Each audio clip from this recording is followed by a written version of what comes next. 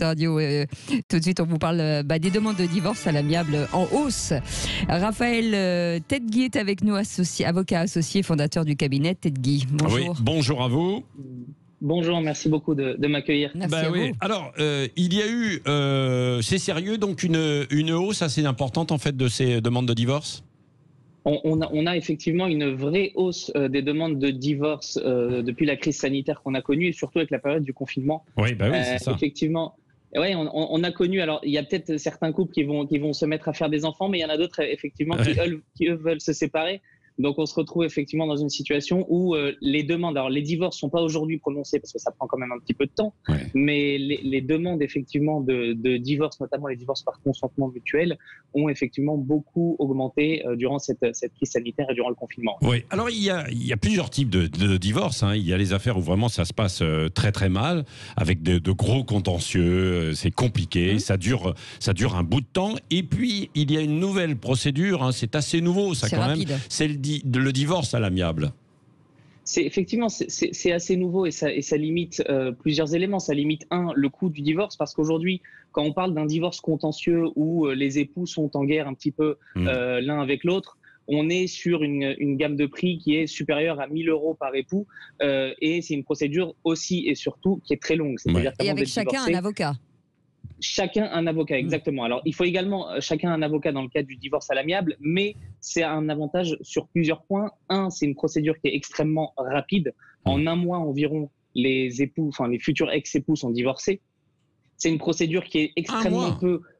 Un mois environ, effectivement. Parce qu'en fait, le vrai avantage, c'est qu'on n'a pas de passage devant le juge. Dans un divorce contentieux, on est obligé de passer devant le juge et donc on connaît malheureusement la lenteur des tribunaux dans notre pays. Et on se retrouve effectivement avec des procédures qui durent 1-2 ans et les époux sont divorcés effectivement au bout de 2 longues années. Mais amiable, on peut prendre un seul avocat à l'amiable. Non, il faut quand même un avocat par époux parce qu'il faut bien vérifier que les intérêts de chaque époux sont bien conservés par les avocats respectifs, effectivement. Oui, c'est vrai. Alors, est-ce que, on comprend, ça simplifie, ça évite des moments très douloureux, mais est-ce que ça ne va pas accélérer des séparations alors que bien souvent, on doit quand même un petit peu réfléchir parce qu'on peut avoir des moments où on se dit de doute, on se dit non, j'en peux plus, là, etc. Et puis alors, avec le confinement, il y a eu ces situations. Et finalement, ça devient un couple jetable, quoi, si je puis dire, un petit peu trop vite, quoi, on rejette l'autre. Oui et non, puisque accélérer des prises d'informations, oui. Nous, on a beaucoup de clients qui nous contactent au cabinet, effectivement, pour demander des informations sur la procédure, sur le coût du divorce. Plus d'hommes ou plus de femmes ? Disons plus d'hommes.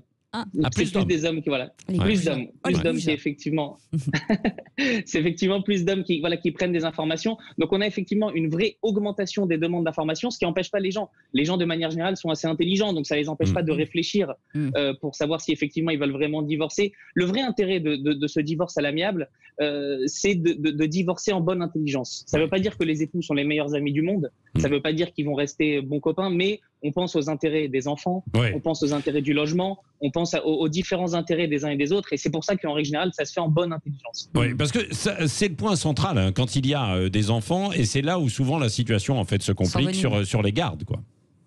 La situation se complique à partir du moment où les époux sont pas d'accord ou n'arrivent pas à se mettre d'accord. On propose aussi au cabinet un service de médiation, disons, où on peut faire l'intermédiaire pour trouver un accord entre les époux. Mais ce qu'on fait comprendre en règle générale et ce que les gens doivent savoir, c'est que pour se mettre d'accord, ça ne veut pas dire forcément qu'on va rester bons amis, etc. On pense en fait d'abord à l'intérêt de l'enfant. Et les gens s'en rendent compte assez facilement. Ils prônent d'abord l'intérêt de l'enfant avant de regarder leurs petits intérêts, parce que malheureusement, même si on parle de divorce à l'amiable, on est quand même dans le cadre d'une séparation et c'est jamais évident. Non, c'est vrai, c'est toujours moi, je ne veux pas vous enlever du boulot, mais on a quand même eu des psys qui nous ont dit que le confinement n'était pas une période normale, qu'il était normal de s'engueuler, donc réfléchissez. Je ne veux pas vous enlever du travail, mais réfléchissez. Ça va tirer dans les deux sens. Je pense que ça va tirer dans les deux sens. En fait, si vous voulez, on va avoir effectivement beaucoup de nouvelles naissances suite à cette crise sanitaire, mais on va aussi malheureusement, on va avoir aussi beaucoup de divorces. Oui. Merci beaucoup, Raphaël Tedgui, donc avocat associé, fondateur du cabinet Tedgui, sur cette procédure et des divorces à l'amiable. Dans un instant, Didier Maisto sera avec nous.